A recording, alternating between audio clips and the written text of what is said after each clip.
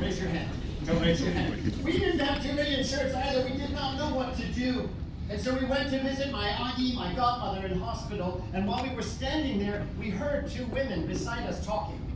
We did not know these women. But one woman right beside us said to the other woman, I have lots of things I want to give to poor people, but I don't know any poor people. Do you know any poor people? We're listening, we're like, excuse me, but we know 2 million poor people. You want to give us your things? And these 2 ladies, some also had 19 boxes of clothing. And so we took these 19 boxes, we sent them off, we thought we were done. But then the charity said to us, look, the quality was great, but not the quantity, I need more. And so the second time a school gave us 72 boxes, and then 136 boxes, and then 248 boxes. And then suddenly it was like a hole opened in the heavens, and resources began to pour in. And do you know this about Hong Kong? If you're visiting, welcome, but let me tell you, Hong Kong has basically everything, but there is one thing we don't have much of, which is a very big second-hand culture. It's not really our scene. And so suddenly what happened? We began to get crazy phone calls. A bank calls us, and the bank says, hey, we're throwing away our old computers. Do you need 500 computers? I went to Afghanistan to a university that trained teachers to teach IT, and until just before we arrived, do you know how many computers they had in their university? None! Training teachers to teach IT. I know of a lady in the Philippines who was teaching her kids IT. How many computers does she have? None! And so what does she use? She uses the boxes that keyboards come on. She uses the boxes for her kids to learn. It is the same in Ghana, it's the same in many countries. And so when a bank calls us and says we have 500 computers, what should we say? That's silence. What do we say? Yes, please. You have to say please. If you're a charity, you have to say please. Yes, please. So we started. Yes, please. That was our computer section. Then another bank called us, and this bank said, hey, we're moving. Can you take our furniture? And we said to the bank, maybe. How many pieces of furniture do you have? And the bank said, let me count. 1, 2, 10. We have 10 floors of furniture. 10 floors. And then Cathay Pacific gave us all of their blankets, and Timberland, the shoe company, gave us shipping containers of shoes, and 20,000 suits and 60,000 socks. And this work exploded. And we moved to Hong Kong's old airport. That was our second warehouse. And where we are today is at Gaohuaning. It's an old army base. We have 8.5 acres of land, hundreds of containers of resources. Half of these resources go regionally. The other half impacts about 500,000 people in 100 countries around the world. But it was the problem we had was the world, because we found this to be true. We would send one shipment, maybe to Ghana, and one charity would receive it, but 5 other charities would write back and say, please, where did that come from? One shipment, 5 requests. We sent another shipment, 7 requests, and we ended up with 800 orders from 100 countries. In the same breath, companies around the world also called us. And these companies, they said to us, they said, hey, you took our things from Hong Kong, thank you, that was wonderful, but I have a warehouse of shoes in Korea, a warehouse of radio equipment in Thailand, furniture in Scotland. Could you come in the next 36 hours and clear our stock? Can I tell you, this is true. You know the World Bank in Washington, D.C.? You know the World Bank? The World Bank, they were getting rid of their old computers, this is true, many years ago, and they were disposing of 30 shipping containers of computers. And we are looking at a world of need and a world of resource, and we're asking ourselves the question, why can't they find each other? This is the age of the internet. Why can't people people get married online? I wasn't looking at you, I was just saying. Congratulations. Well, like there must be an online platform that can link need and resource globally. And so we looked for a platform, we couldn't find it. So we went to the United Nations and we said to the United Nations, is it just us? Is something wrong with us? Why can't we find it? And the UN said this, you cannot find a global platform because a global platform does not exist, but it is needed. And so the second component of our work is an online global platform called Global Hand. And it's like online dating, like Tinder. Don't get excited. Just between businesses and charities. I know what you were thinking. It's between businesses and charities. And that is the second piece of our work. And then the United Nations came to us and said, please, could you build a copy of it for our homepage? And so for many years, we managed the UN's business engagement platform. That is our background. But then something very, very weird happened. Can I share this with you just quickly? Do you know I love many things about Hong Kong? I love Gai Danzai and all sorts of other things. But I tell you what I love about Hong Kong is Cantonese. What an amazingly cool language, Cantonese. If the whole world spoke Cantonese, the world would be 7 times louder, but way more fun. Can I just tell you something about Cantonese real quickly? Does anyone here speak Cantonese? One person, great. Okay, excellent. Can I ask you, don't worry if you don't know it, but what is the Cantonese word for charity? Charity, say it again. Hi, that is correct. That is the Cantonese word for charity. But you want to know what's interesting? The Cantonese word for crazy is teasing. And so the word for charity, teasing, and the word for crazy, teasing, don't come long. And for us, that is wonderful because we are both. We are a teasing geekos. So our 10th anniversary happened.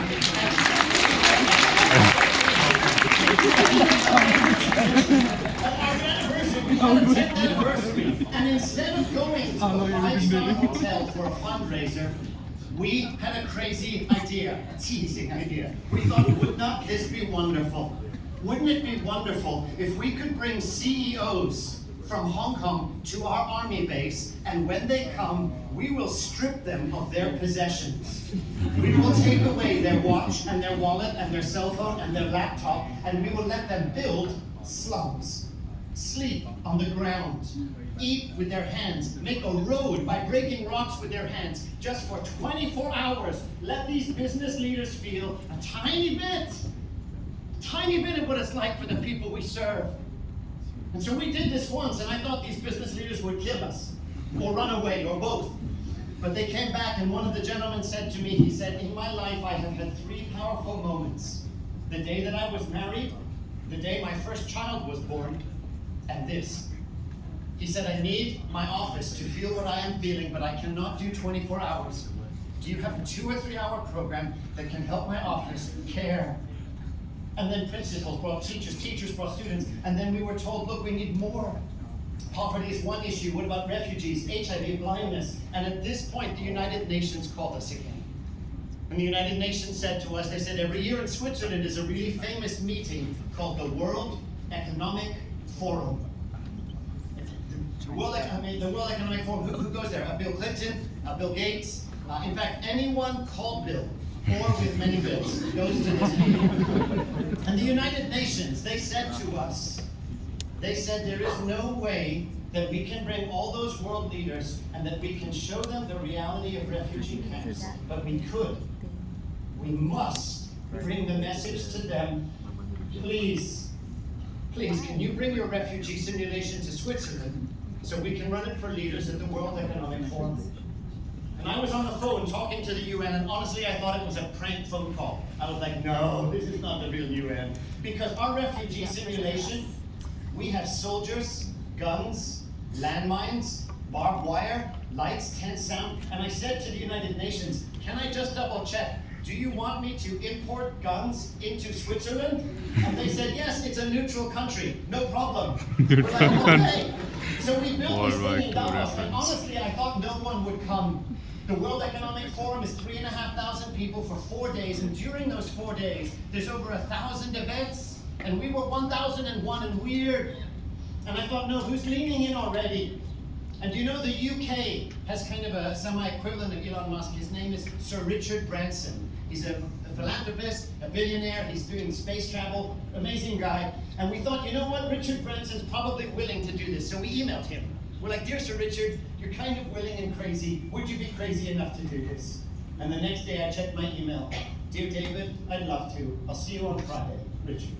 And then the next man arrived. He was the most expensively dressed man that I've ever seen. I'm like, who's this guy? And then his name tag came out. He was the CEO and the chairman of Gucci. I was like, oh, not quite. No wonder you look so good. And then the UN said to us, they said, hey, would you mind if we bring the Secretary General to come and do this event?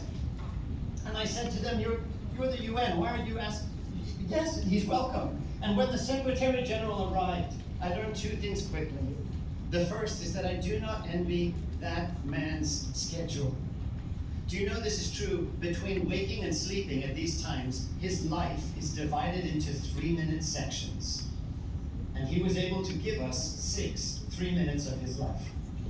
But if that is how your life is divided, obviously you have no idea what your day holds, right? That's a lot of 3 minutes. And so you need the person with an iPad to say what the next event was. And the Secretary General and his wife, they walked in, and I realized I had a 1-minute briefing for a 17-minute small experience, and I realized that this poor man, he thought that he was coming to a lecture on refugees, and I was like, oh no! Because our refugee simulation, when you walk into it, we don't choose any one country, but there are carpets on the wall, carpets on the floor. It is full set, full sound, full costume. And the Secretary General walks in, and there's a village leader standing at the front in full costume saying to him, you need to leave.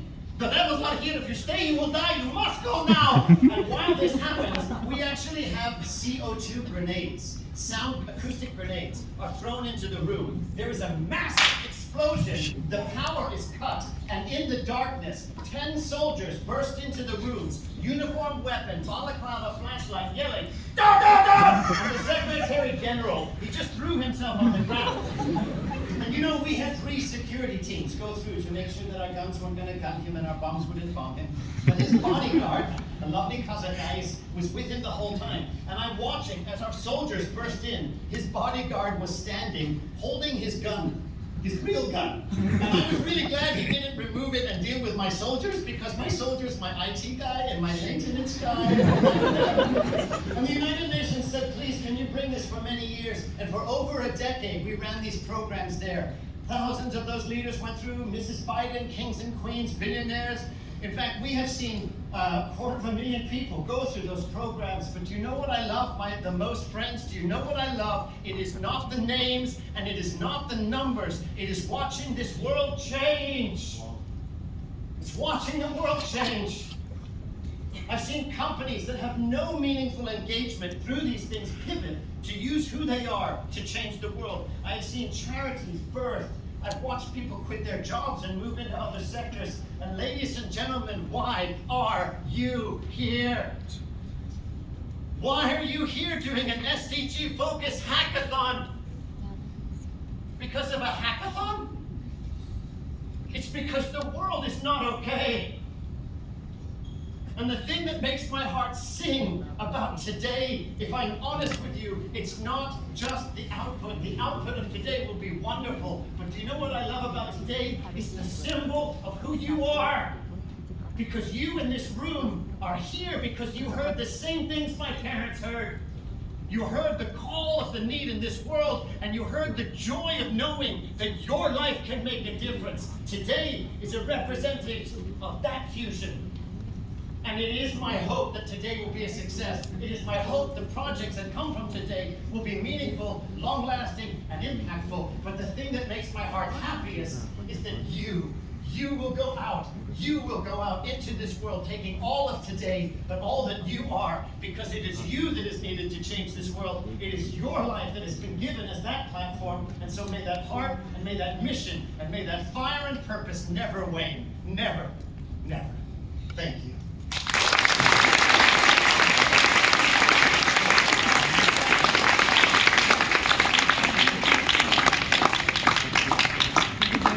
Thank you so much, TJ. Super. TJ, if I can keep you with me.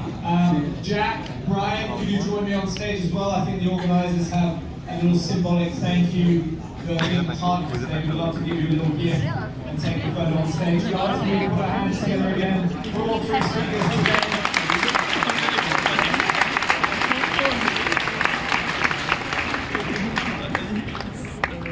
Stress, but just laugh. Stress out of, no, laugh out of stress.